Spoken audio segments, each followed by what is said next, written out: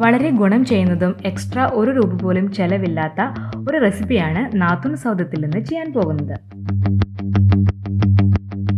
ഇത് പാൽപ്പാടയാണ്.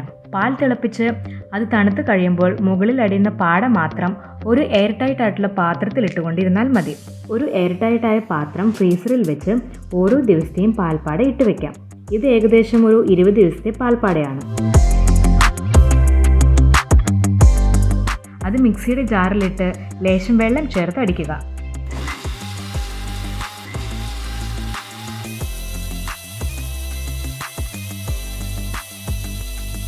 ഇപ്പോൾ വെണ്ണയും വെള്ളവും സെപ്പറേറ്റ് ആയി. അതിനെ എടുത്ത് മാറ്റുക. ആ വെണ്ണയിടുന്ന പാത്രത്തിൽ വെള്ളം ഉണ്ടാകണം. അപ്പോൾ ഇങ്ങനെ പൊങ്ങിക്കിടക്കും. പാത്രത്തിൽ പിടിക്കാതിരിക്കും. ആ ഉള്ളത് മൊത്തം അങ്ങനെ അടിച്ചെടുക്കുക. ആ ജാറിലെ വെള്ളത്തിലേക്ക് പുതിയതിടുക. ജാറ് കറക്കുക, വെണ്ണ മാറ്റുക, വീണ്ടും ഇടുക, വീണ്ടും കറക്കുക.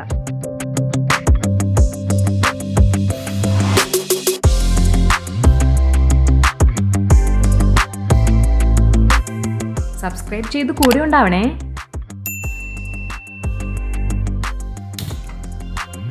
അതിനുശേഷം ഇരുമ്പ് ചട്ടിയോ ഉരുളിയോ ഉപയോഗിച്ച് മാറ്റിവെച്ച വെണ്ണ മൊത്തം ചൂടായ ചട്ടിയിലേക്ക് ഇട്ട് കൊടുക്കുക.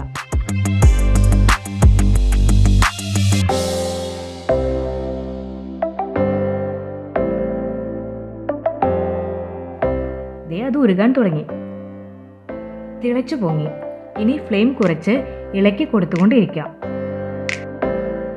നെയ്യ് ചെറുതായി തെളിഞ്ഞു തുടങ്ങിയത് കണ്ടോ?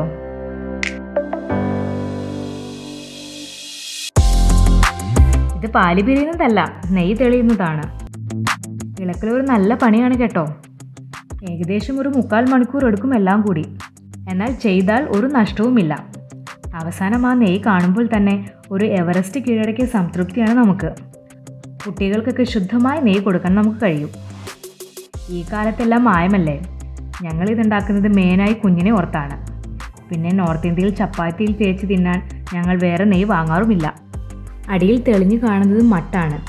അത് ക്രീം കളറായി. ഇനി നമുക്ക് ഓഫ് ചെയ്യാം. കരിഞ്ഞു പോകാതെ പ്രത്യേകം നോക്കണേ.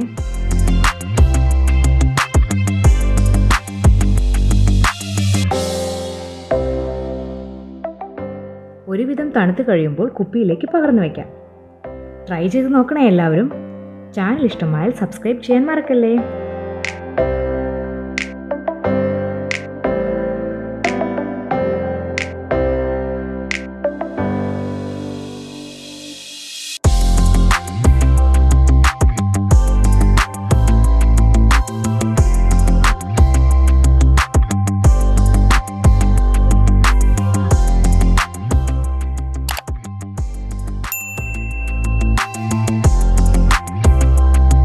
മറ്റൊരു വീഡിയോയുമായി വീണ്ടും കാണാം.